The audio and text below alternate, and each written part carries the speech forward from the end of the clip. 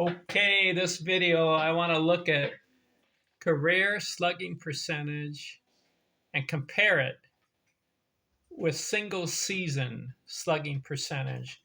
Top 10, both categories. Ken R's on here, Vista, California. I'm looking at Wednesday, March 18th, 2026. Who are the top 10 greatest career slugging percentages? Which top 10 baseball players have the best marks? And I want to compare it with the top 10 single season slugging percentage, the best figures for a season. Let's compare it.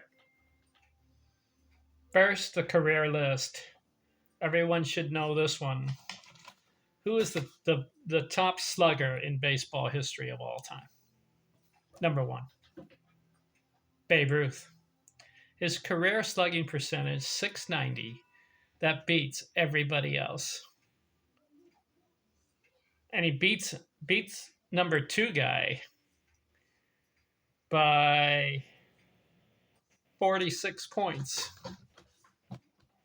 Because number two is Ted Williams at 634. Ruth, 690 career.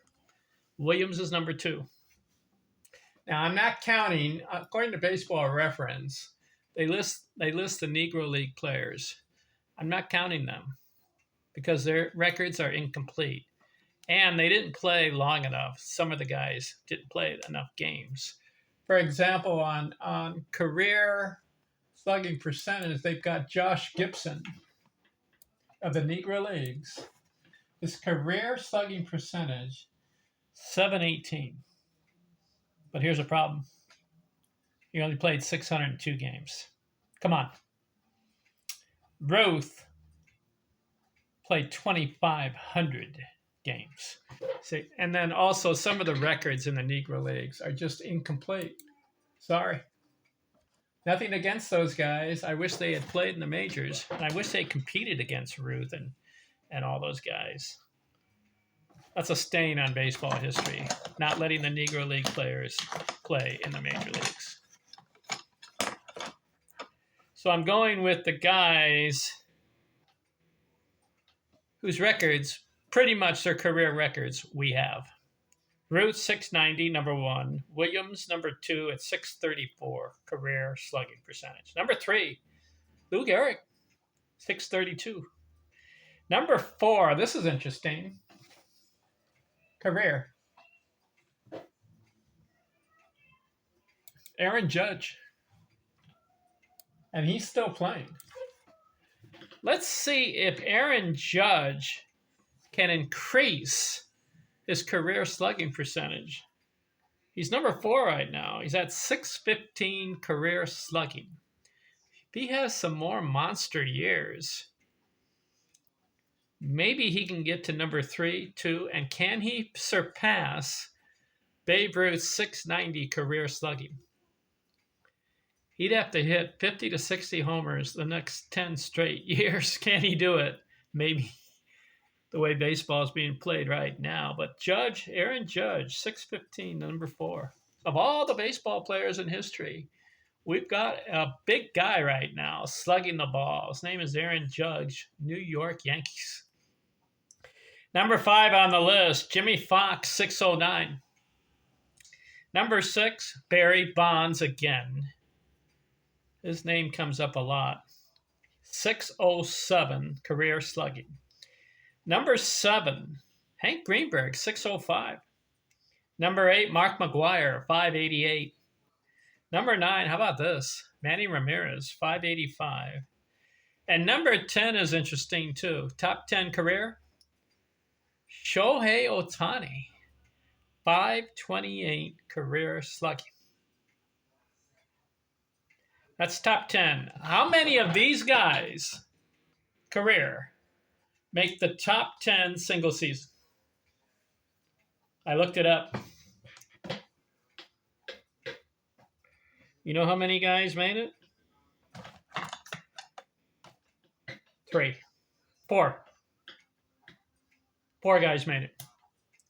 Top 10 career, I gave you the 10 names: Ruth, Williams, Gehrig, Judge, Fox, Bonds, Greenberg, McGuire, Ramirez, Ohtani. That's top 10. The guys who made the top 10 single season best slugging percentage for the year for a single season. 4 guys: Bonds, Ruth, Gehrig, and McGuire. So Williams, he didn't make the top 10 single season. That's surprising to me. Neither did Jimmy Fox or Hank Greenberg. Those guys are big guys. And Ohtani and Judge do not make the top 10 single season. All right, who's number 1? Greatest single season slugging percentage in baseball history. A guy named Barry Bonds had an .863 in the year 2001. .863 slugging percentage for the year. What did he do in the year 2001? He hit 73 home runs. And he's not in the Baseball Hall of Fame. That's getting to me. Now, the writers are not putting him in because of PED accusation steroid use. I don't know the full story, and I can't pass judgment. But to me, I would put Barry Bonds in the Baseball Hall of Fame. That guy. How much did the drug, if he had steroid use, how much did it help his numbers? I don't know the answer. All right, but as far as single season, you got Barry Bonds, .863. Who's number 2, single season? Babe Ruth, .847. He did that in 1920. And then for good measure, number 3 on the list is Ruth again. He goes .846. So back to back, .847, .846 seasons slugging. 1920 and 1921. Babe Ruth was the number 1 slugger in both leagues. Whew. Number 4 on the list, Barry Bonds, .812. That's the second time he's in the 800s. He had an .863, and now he goes, 2004, he goes .812. And then number 5 on the list is Barry Bonds again, and this is the third time he's in the top 10 single season.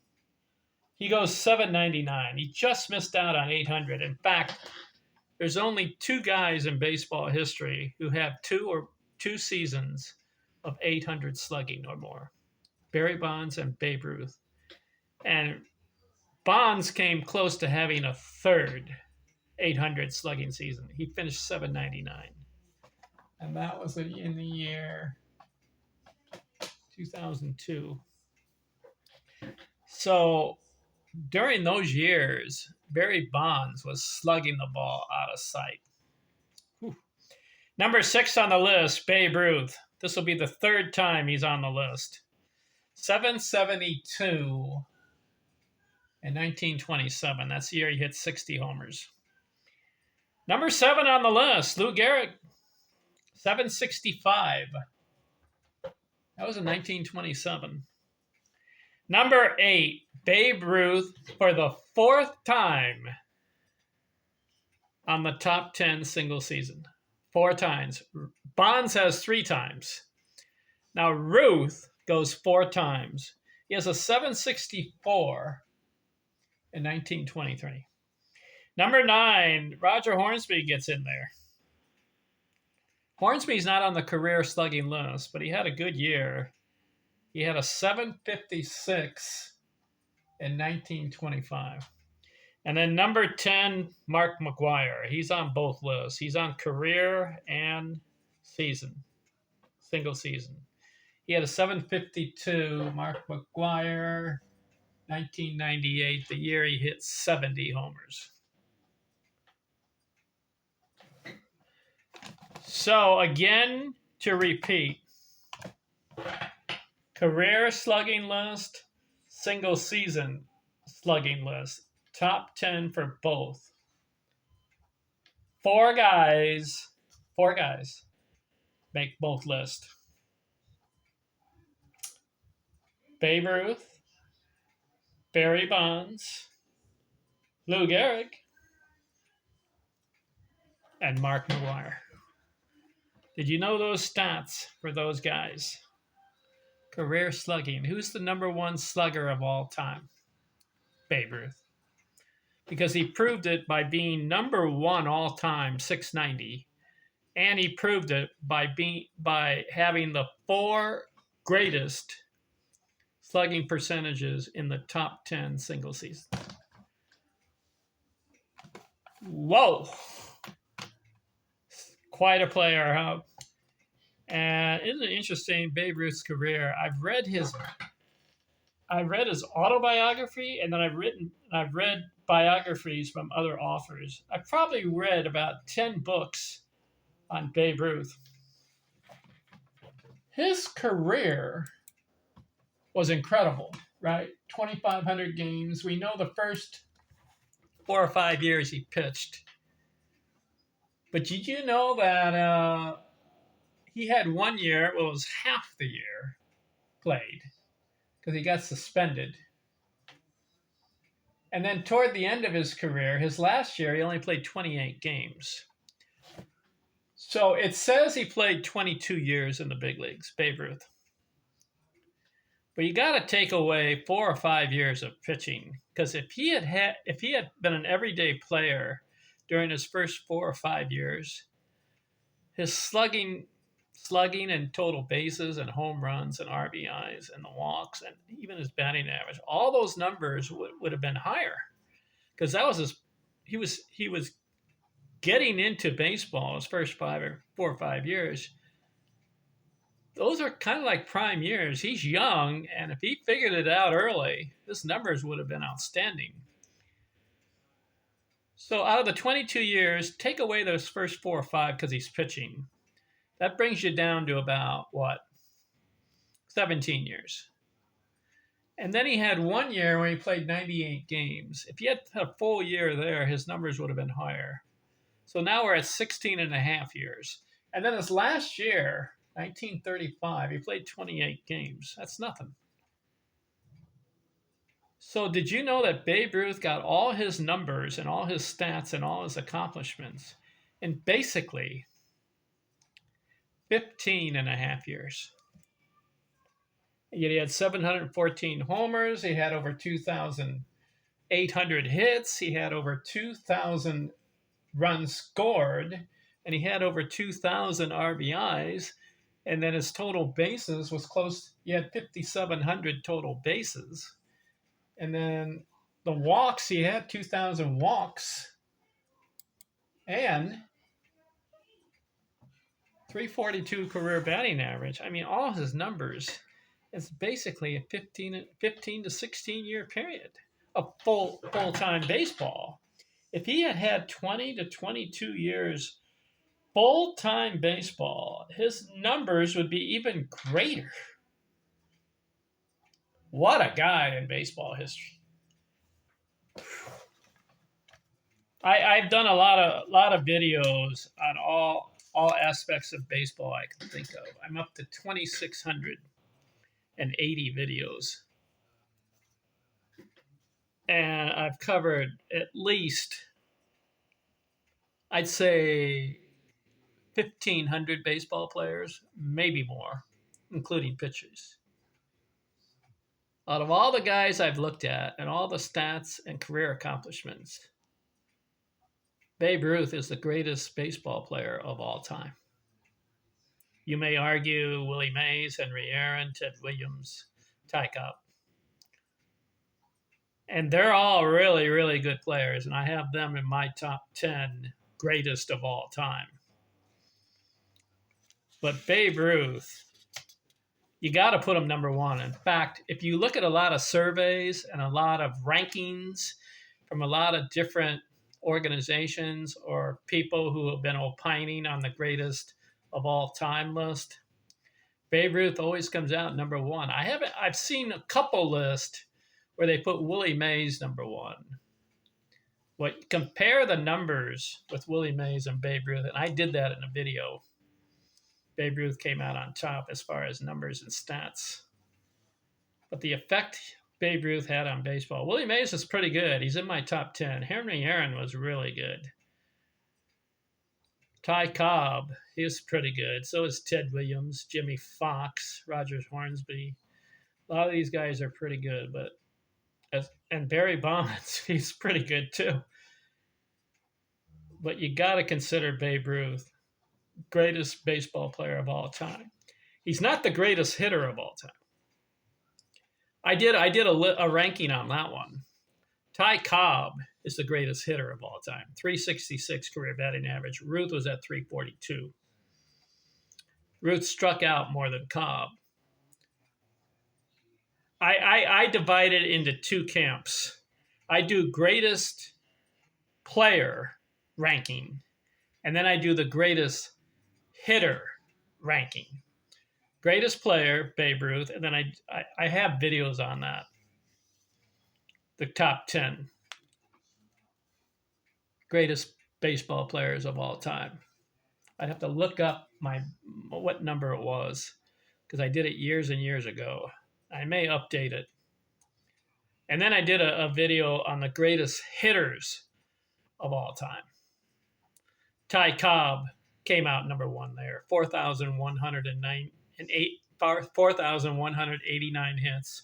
He did it in 24 years, and he maintained 366 career batting average. That's a record that will never be broken. So he's the greatest hitter of all time. But Babe Ruth, what a career. Okay, I'm done with this video. Slugging.